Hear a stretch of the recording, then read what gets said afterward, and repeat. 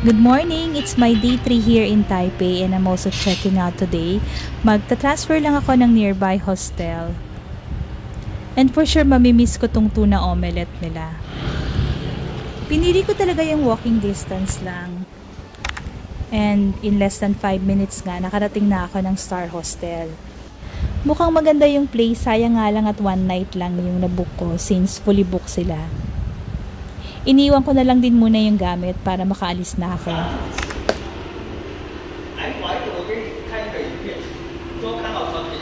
So today I'm exploring Keelung City. Isa siya sa major port and located na nga sa northeastern part ng Taiwan. Day trip lang tayo since malapit lang siya sa Taipei. According nga sa research ko, 40 minutes lang by train. We're not taking the MRT. Ang sasakyan natin is yung local train nila, yung TRA. Ito yung Taipei Railway. Meron din silang THSR. Ito naman yung high-speed railway. I'm currently here sa Taipei Main Station and hanapin nyo lang yung arrow papunta sa TRA.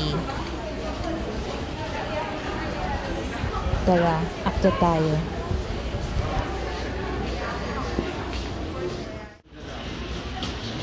First time kong pupunta ng Keelung and syempre solo pa ako, 'di ba? So may konting kaba at the same time mas more na excited ako kasi adventure siya for me and challenging. So good luck to me. Nakita ko na yung pababa ng platform pero bili muna tayo ng ticket.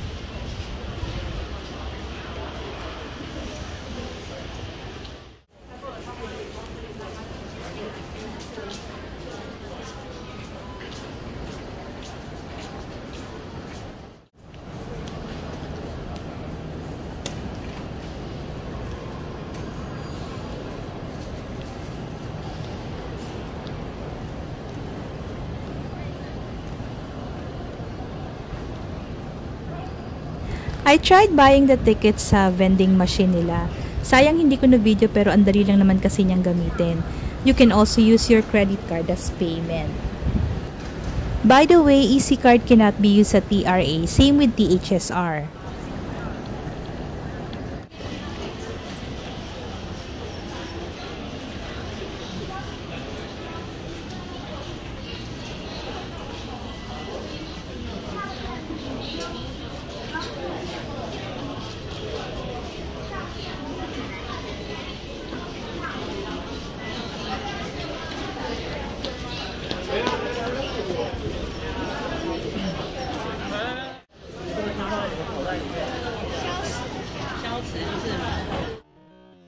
Open yung ticket na nabili ko and wala siyang time. So, we have to check the monitor na lang. Ito nga pa northbound kung saan tayo pupunta, what time yung train darating at kung anong platform.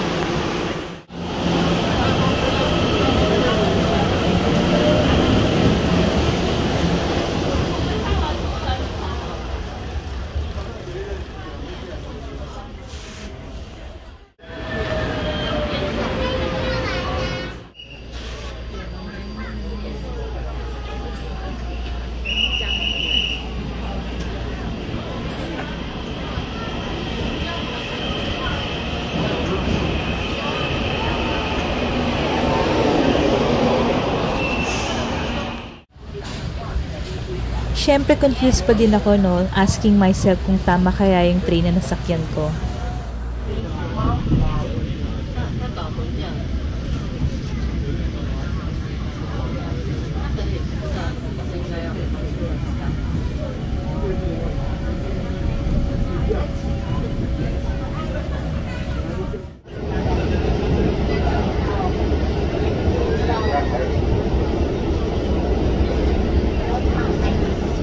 Confirm. So, tama naman. Congrats, self.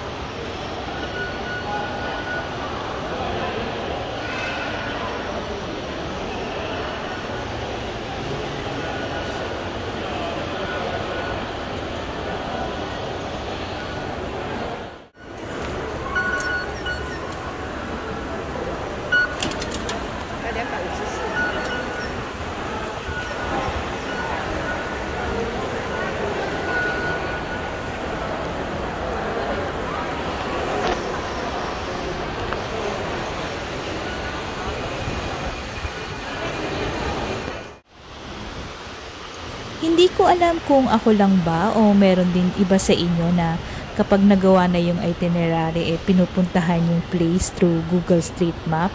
Wala lang, para lang ma-familiarize ako sa lugar, especially puro DIY yung mga trips namin. Like here, kahit first time ko, medyo familiar na ako kung saan banda yung mga bus stations. Dito sa Keelung, malapit na yung Jufen, Shifen, tsaka Yeoyu, pero hindi tayo dun pupunta.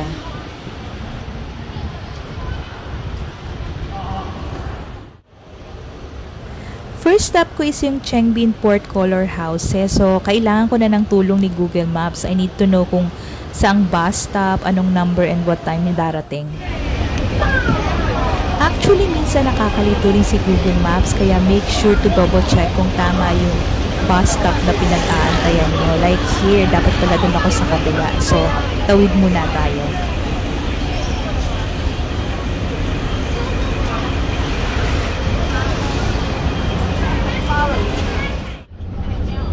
Easy card can be used sa mga buses here sa Keelung. From the bus stop, mga 5 minutes walk din papunta rito. So again, use your Google Map kung paano. Ayan, congrats self ulit kasi nakarating tayo dito.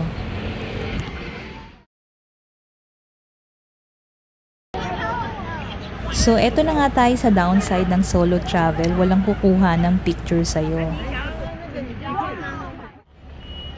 Pwede naman tayong maki-favor, pero syempre iba pa rin pag nag-demand tayo sa kakilala, diba? Walay din yung mga shots ko sa tripod.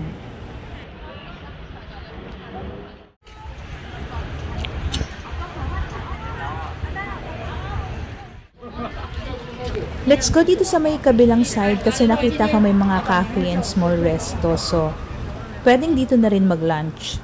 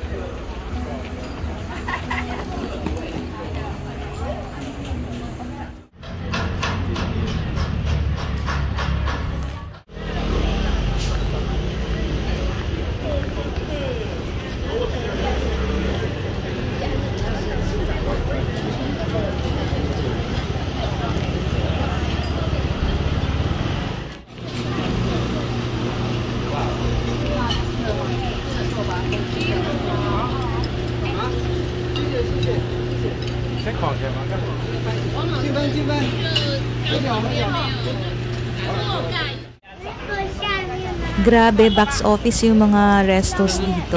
Hindi na rin ako nag-antay kasi sayang naman yung oras. Tara, let's look for another option na lang.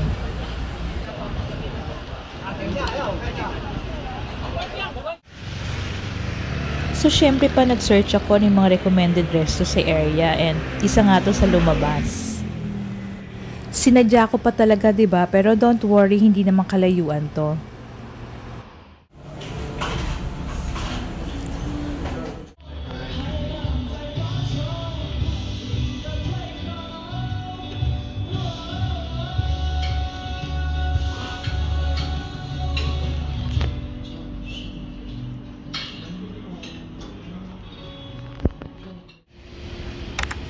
My second stop is Heping Island. Hindi ko i-congrats yung self ko kasi nag-taxi ako papunta rito.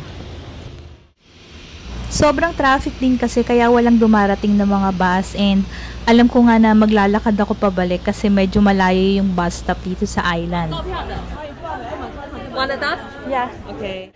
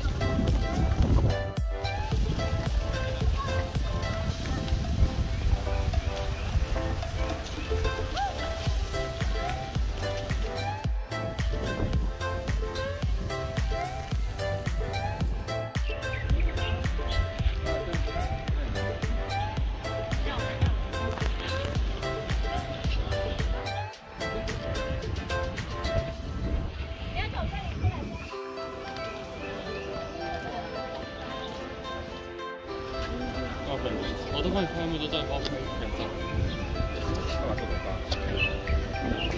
都包拍两张摄影。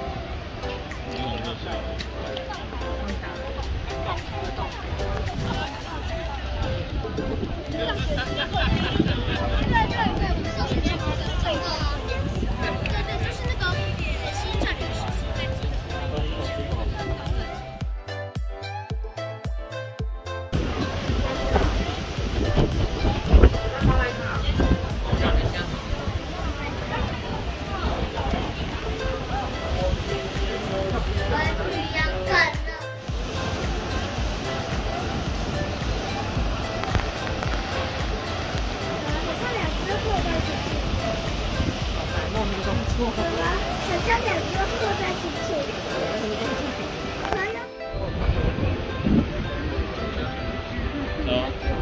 What is this?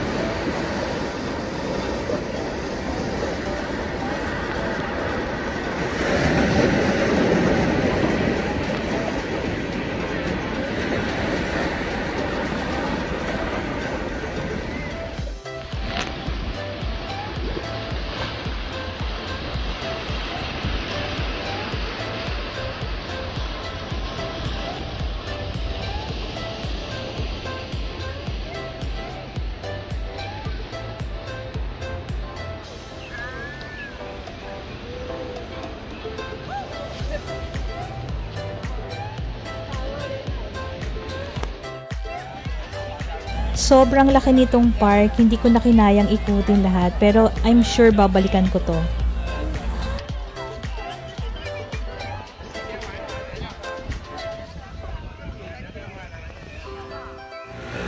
So naglakad na nga lang ako pabalik from Heping Island, papunta dito sa may Heping Bridge. Ito yung nagko-connect sa island and sa Keelung City.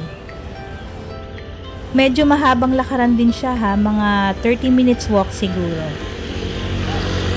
Maganda pala yung sunset view dito.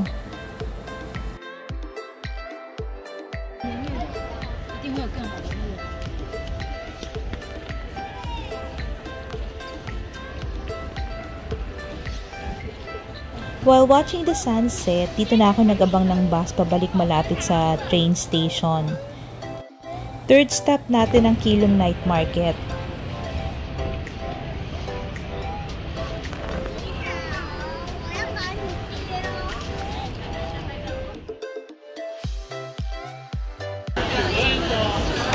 Hindi ko alam kung anong meron today kasi sobrang traffic. Almost 1 hour yata ako nakarating dito.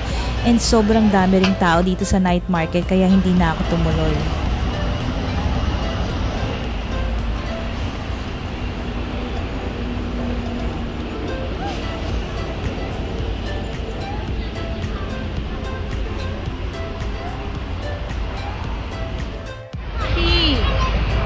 Na-drain na ako sa traffic kaya I decided to go home na lang. And ito, dito na lang din ako naglakad-lakad.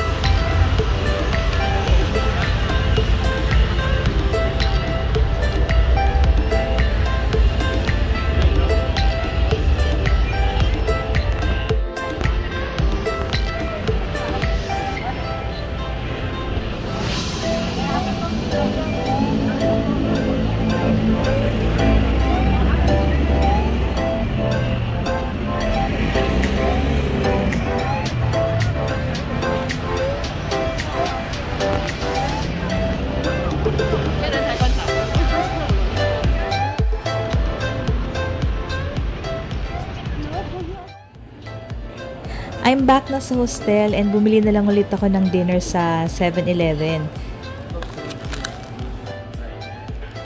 Puro close na rin kasi yung mga restaurant malapit dito. Ang cute nitong hostel. Quick tour ko kayo, tara, night version. Dito yung common area nila. Ang laki ng place tsaka ang cool. Sarap tumambay lang. I booked directly sa website nila kasi wala na sa Agoda. Nag-try lang naman ako pero buti na lang meron pa akong nakuha. Yun nga lang one night na kasi fully booked na sila the rest of my stay. And mas mahal lang sila ng konti compare sa Old Door Hostel.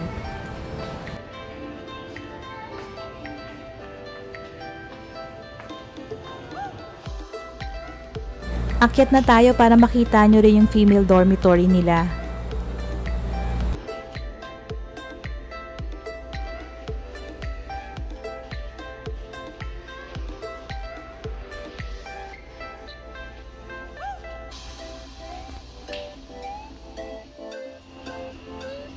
Ito nga pala yung shared CR dito sa may female dormitory.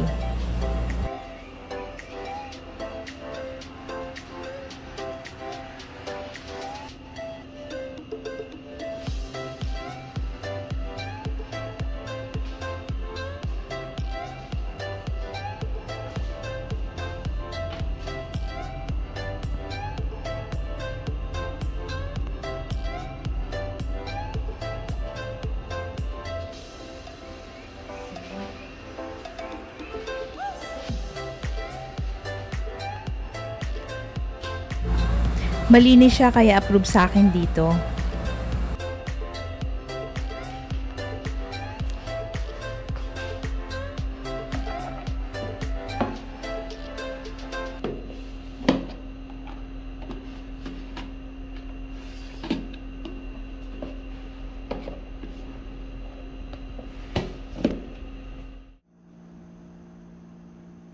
And syempre, ito na yung bed ko. Syempre, nag-request talaga ako dito sa may lower level. Magaganda yung mga bunk beds nila dito. Maganda yung style. May privacy ka pa din. May mga locker rooms dito pagpasok nyo. So, pwede nyong iwan yung luggage and pati na din yung shoes.